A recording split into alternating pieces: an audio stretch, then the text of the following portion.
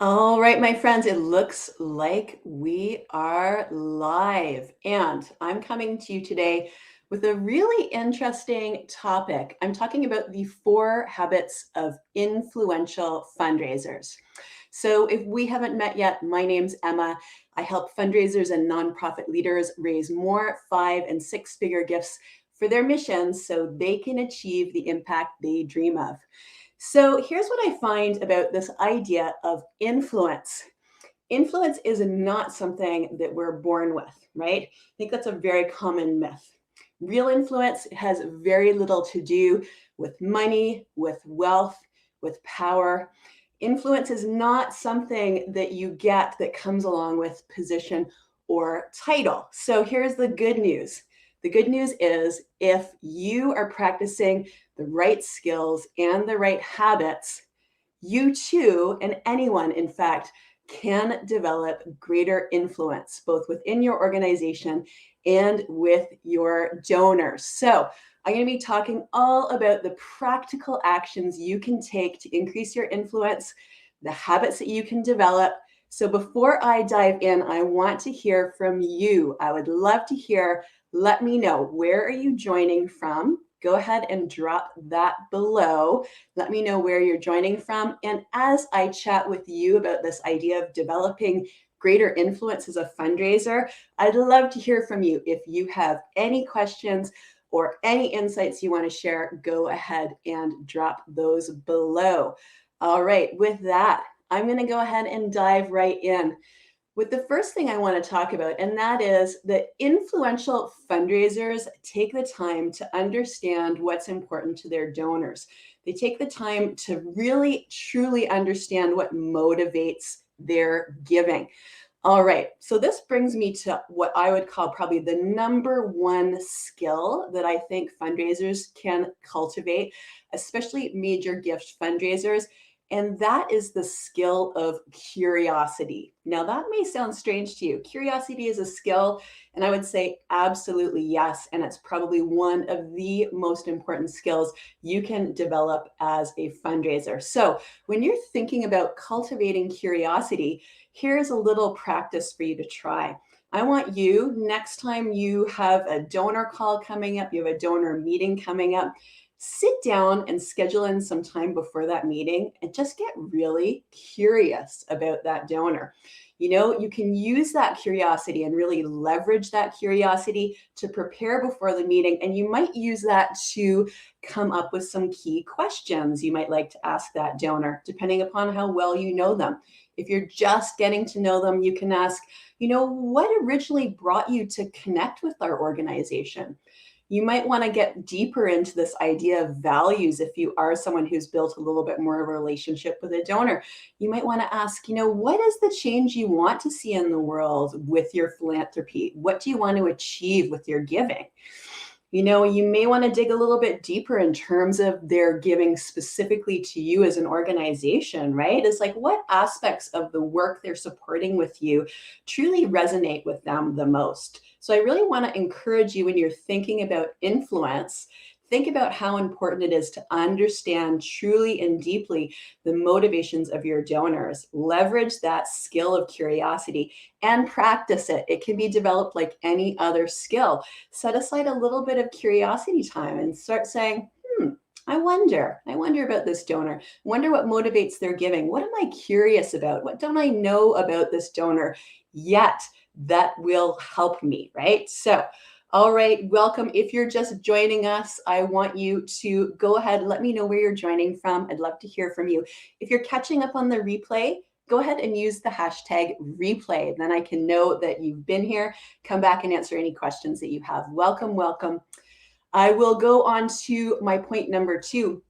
And that is talking about the idea that influential fundraisers understand how to leverage the power of social proof. So, social proof is a term that was actually originally coined by Robert Cialdini, who authored the, I would say, probably classic book about influence called, strangely enough, Influence. And this, I would say, is a highly recommended read if you're someone who does want to dig a little bit deeper into building your influence within your organization and with your donors. So, in plain language, social proof simply refers to this tendency that we have as humans to look to other humans, look to their behavior as we are making decisions, right? We are very social animals, all of us. So, that is a tendency that we have. It's an inborn tendency to tend to look around us for social proof, right? What are the actions of others that we respect? What are the actions and decisions of our peers? And there are a few different ways that you can leverage social proof. One of them, I would say, one of the most powerful is the idea of enabling your donors to look to their peers as their decision making. The power of peers cannot be underestimated in fundraising. This is one of the reasons why working with leadership volunteers in fundraising is so effective. It comes back down to social proof and influence, right? So even if you aren't working with leadership volunteers, you don't currently have access to leadership volunteers, you most certainly do have access to another source of social proof that I think is super powerful. And that is sharing effectively structured stories about your other supporters, right? This is a great example of social proof. It can be so effective to influence your other donors, is them actually hearing from donors who have made that decision to support, why they made that decision, why it's important to them. That's a great example of social proof. And you can use this for organizations of any size, right? I think it's very, very powerful.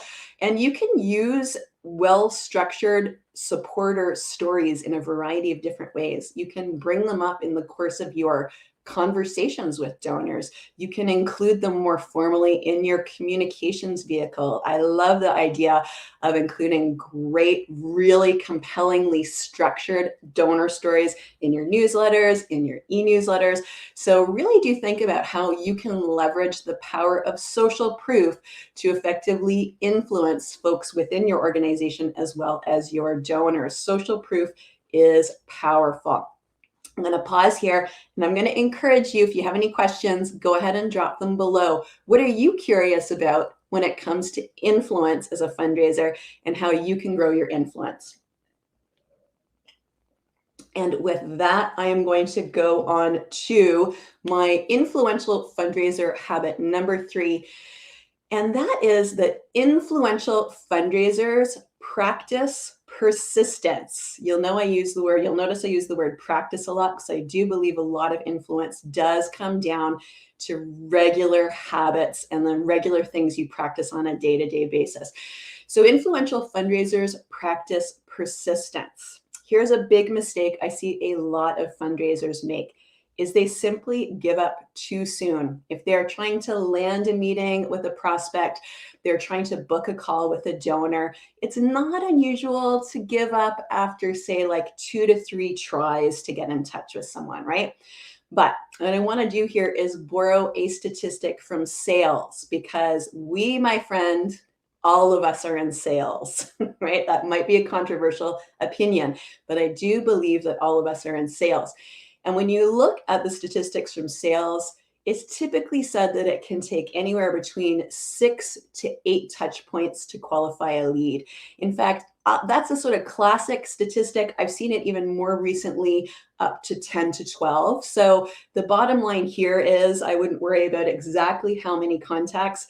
It is many, many more tries than we typically will do. Say maybe 3 to 4 times. We should be exerting 3 to 4 times more effort in terms of our attempts to follow up with our donors, our touch points with our donors to try and land those meetings, book those calls, whatever it is that you're working on with your donors. We need to really be practicing persistence and making sure that we're watching out for that habit of giving up too soon, because truly influential fundraisers, they are tenacious and they practice that skill of persistence. My tip for you here is, if you are someone who's like, I've been trying and trying, I just can't reach that donor. My practical tip for you here would be is to make sure you're mixing up your channels when you're trying to practice persistence and get in touch with that elusive donor, right? Experiment with different approaches that might grab your donor's attention. And when I'm talking about mixing up channels, Sometimes when I talk to students or coaching clients, they might say, oh, I've emailed 5 times. But when you're mixing up your channels, you're phoning, you're leaving messages, you're emailing to follow up on those messages, perhaps you're leveraging mail, perhaps you're even leveraging one of the most powerful and underutilized ways to connect with your donors, and that is using personalized video.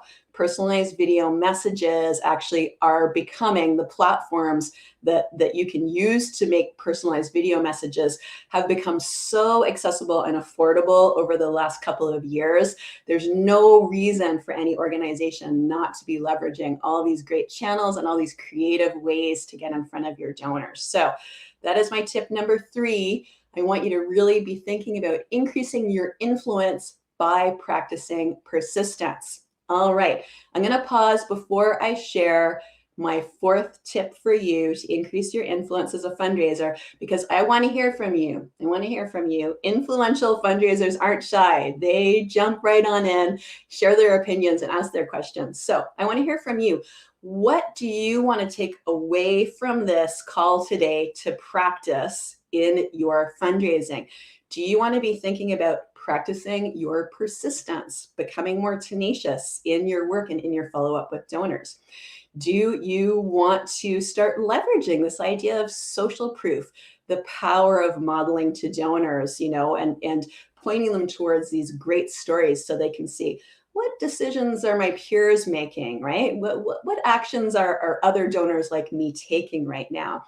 Or do you want to, what is my number 1? Do you want to understand what's important to your donors, right? Do you want to cultivate that skill of curiosity so that you make sure that you're really getting to the root of what's motivating your donors? What are the values underlying their decision-making in terms of their giving?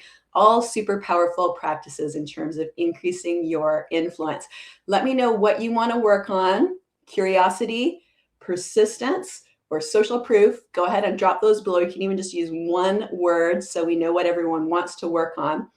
And then finally, my tip for you is this idea that influential fundraisers actually influence themselves first. Okay, what do I mean by this?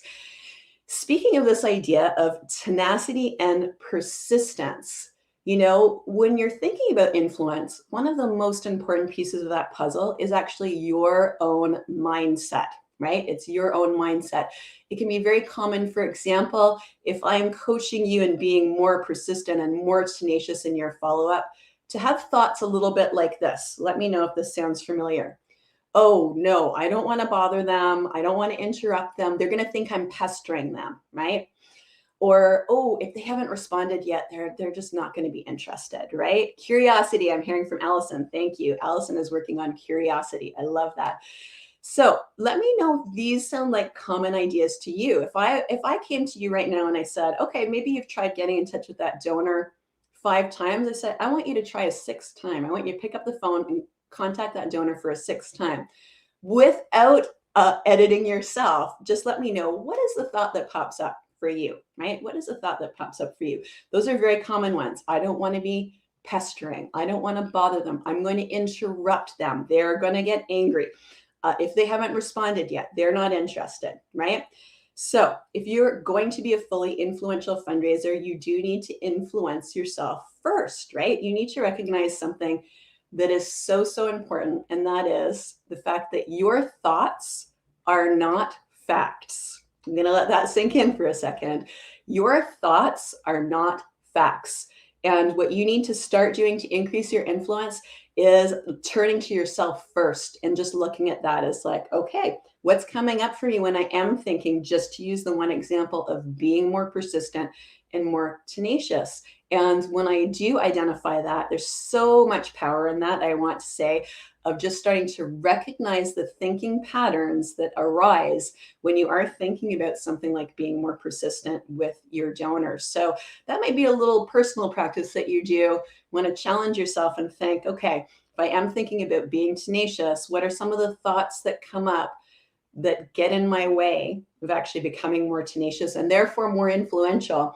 What are the thoughts that are getting in my way? And how might I be able to change those thoughts? Because guess what? You have control over that as an influential fundraiser. You can change those thoughts, you can shift them around, and you can think of, for example, I'm bringing this donor I'm trying to reach a great opportunity to make the change they want to achieve in the world, right? So why should I feel badly about reaching out to them to give that opportunity? So let me know if that resonates, right? Let me know if the idea of influential fundraisers influencing themselves first resonates. And I'd love to hear from you.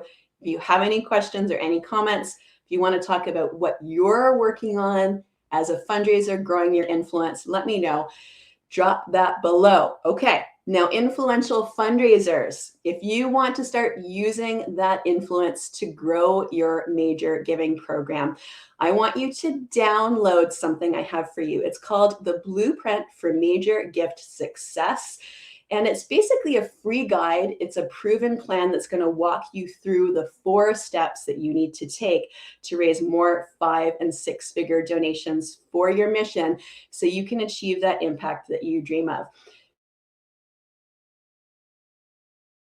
Drop the link below, but it's at blueskyphilanthropy.com/blueprint.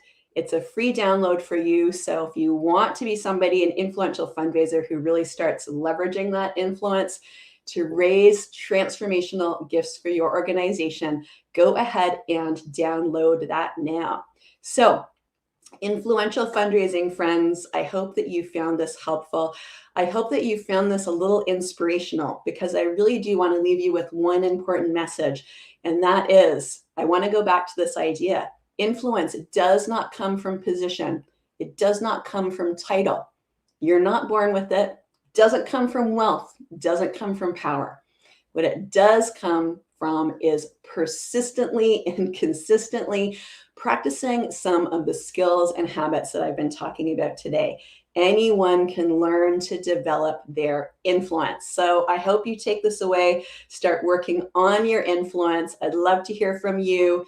Be sure to keep in touch and let me know how that goes. And join me here for my regular lives. Go ahead and follow me so that we can stay in touch. And I'd love to see you again. I do these really regularly, so I will be back next week. And I want to thank you for taking the time to join us, and go ahead and go ahead and check out that plan and download that and let me know what you think. I think you'll find it very helpful. All right, my friends, with that, I'm going to sign off and say thanks again, and I will see you again next time.